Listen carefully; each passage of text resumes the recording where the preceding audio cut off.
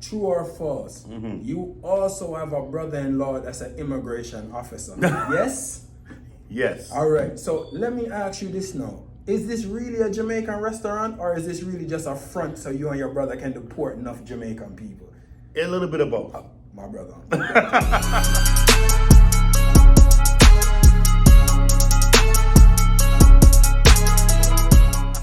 All right.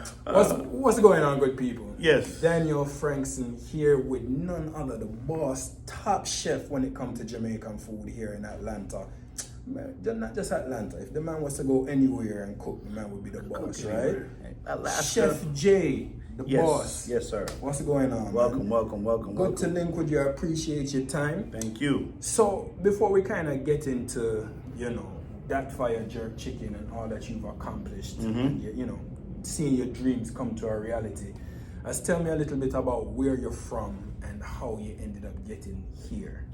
In Atlanta, how did I end up in Atlanta? How you ended up in Atlanta? Well, funny story. I was born in Los Angeles, California, from Jamaican parentage.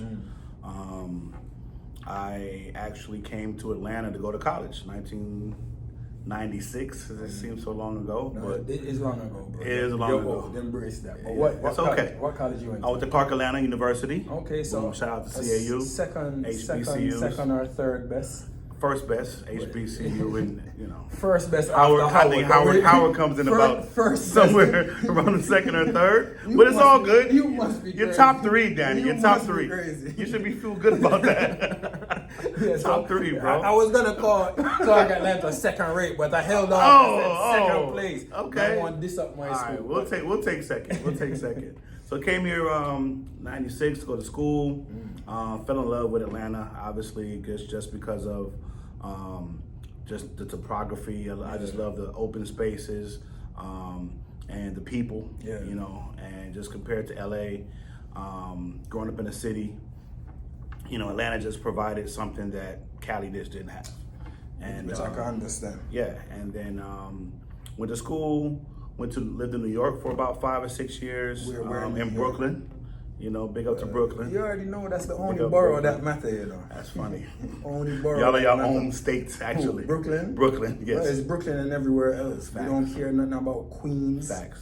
Shout out to the Queens. Bronx. Shout out to Queens. No. Anyway. Shout out to Queens or the Bronx. So I lived in Brooklyn for a while, man, and that's where I kind of got my, started doing some cooking out there, and really got a taste of the culture, because Brooklyn is just like a microcosm of all the islands and all that. So that's my first time having Trini food and all kind of these different foods and stuff like right there and concentrated. So that's kind of where I got a little bit of love for doing some real cooking and stuff like that. So I started selling some food and so on and so forth, and then just some things happened, and just pushed me back here to Atlanta. Came back here in 2013.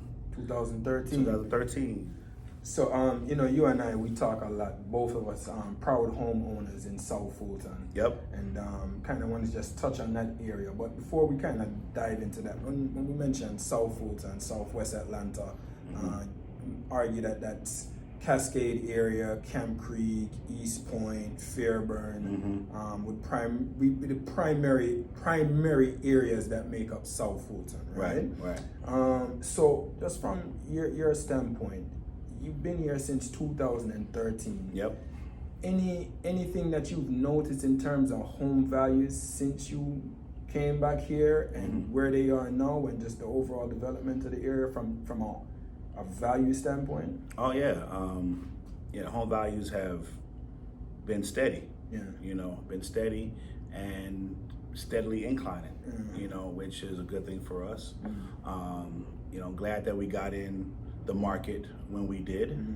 And if you look at the national averages and things of that nature for what you're getting square foot wise, even the increase that has taken place over the years is still on a national level pretty much a lot lower for the square footage that you're going to get on this side of town, for all the amenities that you get as well. Right. So I feel as though, the values are strong here. Yeah. I know it's a conversation that you and I have quite a bit, especially in the community, because me, from a real estate standpoint, I think there's so much value on this side of town, so much untapped potential, and I think sometimes we kind of get overlooked. It gets lost. It gets lost in the conversation. Yeah, you know, us as residents down here, we tend to see it. We notice that any little thing happens over here, it's on the news. Yeah. Laptop anything got happens stolen somewhere from else. a car. Right, anything happens It's somewhere else. Front page news. Anything happen anywhere else, it don't get the same level of hype. But They like to vilify this area for some reason. It is what it is. But I mean, as homeowners that have been here for 10, 15 years, our experience has been vastly different. But you know, in the community, we talk a lot because from a real estate standpoint, my biggest gripe has been anytime we might have a neighbor that's selling their home. Granted, I'm not gonna get everyone's business, fair enough, right? But my biggest gripe is we've had so many neighbors over the years. I know what you're gonna say. They put their house on the market. I know what you're it gonna might say. be a realtor that has no idea about this side of town. They might have tons of experience, but just they don't understand our side of town. Undervalued. And a house that should be selling for, let's say, $500,000, they got it on the market for $399. Yeah. And then it sets everybody back. If it sells for $399, because now that's a comparable property. Exactly. So, you know, from you as a homeowner, how do you generally view that kind of thing from a value standpoint? Is it frustrating or is it? It's absolutely, it's frustrating. You know, but people like you that, you know, realtors like you, yourself, that actually put knowledge before sales. I like that. I always like that about you and your company, is that you like to bring knowledge, because once you have knowledge of home value, actually what makes a home value, right? Like you just said, comparables make up appraised values, right? It's not how nice your carpet is per se, or what addition you made to your cabinet per se. It's what did that house next door to you sell for? Exactly. What did that house up the street sell for? You know, so that's very important. And once we educate ourselves and educate those around us as to what holds value, and you know, go get what the market is going to, you know what I'm saying, give you. And there's nothing wrong with that. I don't see that is any way it's not a negative. A negative, you know what I mean? It's not negative to do so. I could definitely tell you from a real estate standpoint, I've had this conversation with a number of neighbors over the years. And, you know, sometimes a neighbor will have their house listed or about to list with another realtor, and they'll call me because they know me as one of the go-to in the community. And they'll say, yeah, I'm going to list my house for this. And then my response will be, so you must just have it, like you're good with leaving 75 grand on the table, like you just don't need it. Right. That's one thing that I just never understood. But I would say, even though COVID was a challenging time for many people, it's one of the things that kind of, you know, because there was such the demand, you know, like many other places, not just in Atlanta but across the country, we saw values grow. And so now the key is just continue to, as you said, the knowledge, continue to educate fellow homeowners for them to understand, this is what your house is worth. Yeah. Not just because everything got a boost during COVID, but just naturally that's what it's worth. Yeah. And here's why. So if you decide to sell your house for this is how it impacts everybody else in the community. This is how it impacts the community next door and down the street. Right. So go for top value. Absolutely. We can all use a couple extra dollars in our pocket if it comes to it. Everything you do as a homeowner, as a business owner, everything you do affects those around you. Yeah. You know, what I do out here, how I do the landscaping or whatever, affects the people next door to me, people over here, and the same thing in the community. The things that you do affects everyone, you know. That's a big point you bring up, because your business, That Fire Jerk Chicken South, is right on Camp Creek Parkway. There's probably not a minute of the day where there's not, traffic, cars going up and down Camp Creek Parkway. It's the main vein into Hartsfield-Jackson Airport. Yes, and I'll let you know that they're opening up the road right here so that you'll be able to come right off Camp Creek into this area right here. So right in front right here, you see the construction happening. So in the next week and a half, that'll be open back up. So I'm happy for that. Yeah, man, that's that a way, good thing. Yeah, that way you don't have to go up to the light and come back around up there. And make it more accessible. But absolutely. As you mentioned, just keeping your business place maintained. Sure. So that it not only makes you look good, but it makes the rest of the area look good. That's Absolutely. a big point, because you never know who's traveling up Camp Creek Parkway for the first time. Sure. The airport is literally, 4 minutes down the street? Yep. So we always have people coming in from other cities or other countries. Right. And Into they're our area. passing your restaurant. And so if you don't take care of it, people next door don't take care of their property, it makes Camp Creek look bad. It makes it just makes the whole south side look away. So respect to you for keeping it tight, man. And like I said, thank you, bro. South Fulton, you would agree, as a homeowner and a businessman, this is a good little area. It's a gem. It's a gem. Hidden gem that we're trying to expose. Trying to put some exposure to the hidden gem, yo. Yeah, man. And so that's a good segue to one of the things I primarily wanted to discuss with you today. 2013, you made your way back to Atlanta. Yep. And if I understand your timeline correctly, when you made the move back, you kind of established yourself and made South Fulton your home. So, what is it about Southwest Atlanta in particular that kind of it just fit me. Yeah. You know what I mean? It fit me. I'm not the type of person that I didn't really want to live north of the city. Understood. You know what I mean? Just not somewhere where I feel I never felt comfortable there. Come down here, man, like Camp Creek Parkway at that time was still kind of very, very fresh. The marketplace, all that stuff was very fresh. I enjoy being close to the airport. That's just kind of person I am. I want to be able to get to the airport. Big traffic. I want to be able to dip off, 10, 15 minutes, I'm at the airport. And then just the people here and what you got for your money on this side of town, especially at that time. Especially at that time was just unsurpassed. Unmatched. I mean, even you and I have had these conversations numerous times. We're always talking about real estate and how the market is changing. So I know you and I can relate both from a residential standpoint when we moved and made the Camp Creek my first property that I bought, that I purchased, because I did real estate as well before this, was in Riverdale. Back in '98. Okay. Yeah, my first rental property, and since then, I've invested in this community since then. Yeah, heavily invested. So that's 2013. So virtually that was 10 years ago. We're at the tail end of 2022. Getting ready to go into the new year. So just from this being your neighborhood, what are some of the things that you would say you've noticed in terms of changes in the Southwest Atlanta area? And would you say that those changes have been largely positive, largely negative, or kind of in between? I would say, largely positive. Okay. Absolutely positive. Just seeing the growth of the area, going down to Fairburn and seeing all those nice communities down there. The new Publix and the new, shopping centers that are coming and actually getting some more big box brand stores on this side of town as well is a plus. And so I've seen more positive change than negative. You're always going to have your growing pains. You're always going to have your political growing pains when you have a new city. That's natural. It's natural. Yeah. You know what I'm saying? So if you know that, then you can kind of see it in a different light. You know what I mean? You see it like, okay, because it's the same way how Grant Park, I've seen Grant Park 30 years ago to what it is now, right? I've seen areas from their inception to now, and you're like, okay, it took 20 years. It took this amount of time to get it to where it needs to be. So you just have to know that timeline, it takes time for things to establish. I mean, it's funny you mentioned Grant Park. I mean, we could say the entire East Atlanta. The whole East Atlanta. The entire little area, man. When I first moved out to Atlanta in 06, Kirkwood, Reynoldstown, them were areas that people say, yo, you have no business. Don't go there. Don't go over there. Right. Why you? And that may or may not be true, but one of the things why I asked you, I wanted to chat with you about our side of town is because, funny enough, from a real estate standpoint,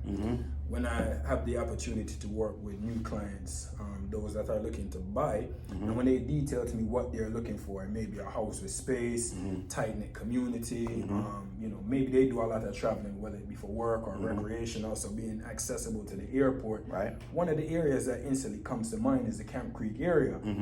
And over the years, man, sometimes I'm surprised by the reaction that people give. Some people would have a very negative response to the Camp Creek area. And so that always used to throw me off, because you and I, again, as homeowners in the area, know that, I mean, yeah, we put up with little things here or there, but it's not the war zone that some people try and paint it up to be. No, it's not. It's really so, I mean, we deal with little things here and there, but our neighborhood, for the most part, man, you leave your door open and go about your business, absolutely. Nothing is not going to happen, you know? Absolutely. I mean, a place where you feel as though, I mean, those of us with children, you feel comfortable sending your wife and your kids out to the theater or to the shopping or whatever the case may be. Your heart's not jumping, racing, you know what I mean? As I drive around the neighborhood, I mean, just looking at how everyone, what I really loved about the area is that there's a pride that people have in their homes here. And the upkeep of their, of the houses. They don't, let the houses go down. I mean, even in our neighborhood, I'm seeing, everybody's getting their roof done and lawn care and this and that. You know what I'm saying? Regular paint, fresh paint, all that good stuff. So I love that. I love being in an area where people take pride in the neighborhood. You don't see any trash and stuff all on the street and all that. I'm the same way. Yeah, And not to cut you, but I'll add to that, one of the things that I love about our area as well is, if you think about our community, the wealth of, entrepreneurs and absolutely. Doctors, that's a big thing. Lawyers and just forward-thinking individuals, people with some top careers. That's a big thing. You learn from everybody, and you know what I mean. It's a good little pot to network. That is definitely. That's definitely how you and I connected. Exactly, exactly. That's a plus, man. And speaking of that, because I think another important thing about your journey, well, a part of the journey that I've had an opportunity to witness. So speaking of entrepreneurship and the drive, we're sitting here in your newest location of your baby and your brainchild, that Fire Jerk Chicken. South. No, that Fire Jerk Chicken South, which is different from the flagship location on Northside Drive, right by the Mercedes-Benz Stadium. But if you don't mind me sharing, bro, I remember when we first connected, which would have probably been around that 2013 mark, and you had the idea in your head. You knew what you were going to do, but at that time, you were making meals, whether it be at home, taking orders, delivering it. Grinding. So tell me, bro, how do we get from that to having the first location on Northside Drive, which has been crazily successful, right? And then to here now, you opening a location on your side of town. What kind of? I mean, like you just stated, it really just takes. It starts off with having a vision, and then it secondly, you have to believe in yourself, and you have to believe in the concept. And just luckily, the concept was able to be proven in the market, and the community, like the Castleberry community where we started off at, and even like you said, I was selling food even before that opened.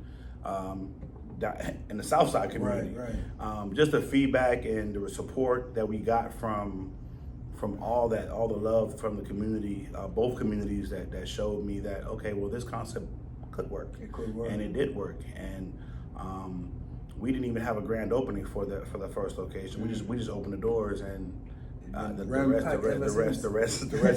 rest is history, man. You know what I'm saying? So it's just really just that vision, that drive, believing in the brand. What's made our brand maybe a little bit different than others is just that, like you said, like even with us opening this location 2 months ago, my mind is already at 3, 4, 5 other projects that we have in the future that I want to spread out and give this community.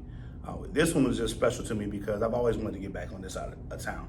I've always wanted to just bring something, a good food option to this area. Some proper cooked food. Like sometimes you just want some rice, some peas, and some chicken, and just something that you can feed the family with.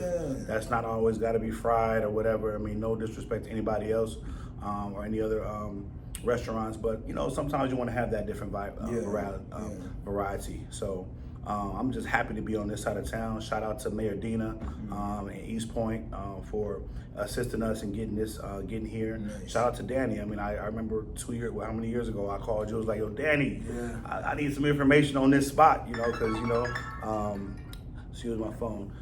But you're my go-to when I have any real estate questions or any questions in general about those type of things. I remember I was like, "Yo, can you look this up, bro? Because I want this building, right?" Yeah. That was like 3 years ago.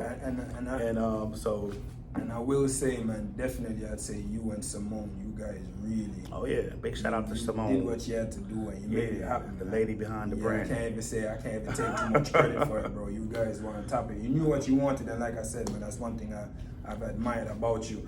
So appreciate that. Just to build off of that, this location, you pointed out to me before that there are some differences between this location and the north side. the north side location. Yep. So from a real estate standpoint, what would you say are one or two pros about the location, and one or two, let's not say cons, but things that maybe from a business standpoint you have to adjust to or do differently. Absolutely. Based on the location. Well, we'll start with the pros. The pros are quite obvious. I mean, the lot here is just extremely much bigger. 3 or 4 times bigger than our north side location. We got about 35 parking slots here for cars. Right. If you ever been to our north side location, 226 Northside Drive, by the way, it is a little tight. You know what I'm saying? But we make it happen over there. Yeah. And as far as there's no indoor seating at Northside, although we do have some seating outside up there that's screened in. But just you have a enclosed lobby here. It's a much bigger space. Yeah. My kitchen is about 3 times, 4 times bigger as well, which enables me to do more creative things in the kitchen. I'm able to have a little bit more offerings here than at Northside as well. Our catering business is out of here as well, and we also have a food truck that we run out of this location. So I'm able to do a lot more things here. Boy. And not to cut you off, the negative aspect, like we just talked about before, is that just being a more community-based area, we just have to do a lot more online marketing, deliveries, delivery services and stuff like that here. So people that come from the airport, hotels, they want delivery, obviously. You know what I mean? Yeah. So it's just a different market here, as opposed to like a walk up. Not too many people are walking this street. Yeah. So right off. Right off Camp Creek Parkway. Yeah. So it's a busy thoroughfare here. So just got to do some more online deliveries. We're on Uber Eats, DoorDash, all that good stuff. So bringing them in any way we can. Yeah. Well, that's what's up, man. But as you were talking a second ago, and you're talking about the size of this location, the catering business, the food truck, right? It sounds like business is going great. So I just wanted to ask you, man, 2017 I'd lent you about $26, and I haven't received that back yet. I do remember that. I think it was not even. I think it was because Manchester would beat Arsenal. What was it? Don't get into the football talk. What was it? I don't remember what are we the bet family was. Or are we enemies? We are friends. We are friends. Come on, man. Don't come with the disrespect. I got to 20, baby. I got to 20. 26. I got 20. And that's before interest. And that's about $1,500. That's 20 and about 2 drinks. That's about $1,500. That's actually 1 oxtail meal. That's actually what that is. You're right about that. So 1 oxtail plate. Speaking about the oxtail meal, crazy enough, man. I've been trying to get my little fitness thing back in order. So I've been mentioning rice and peas and all that. These are things that I can't really eat on a regular basis like that anymore. But oxtail, it's hugely popular. What would you say? Not even from customer standpoint, just from as a chef, from a personal standpoint. What would you say top 2 or 3 meals that you enjoy preparing? That I enjoy preparing. Actually, before you even answer that, we had this debate, or people generally have this debate.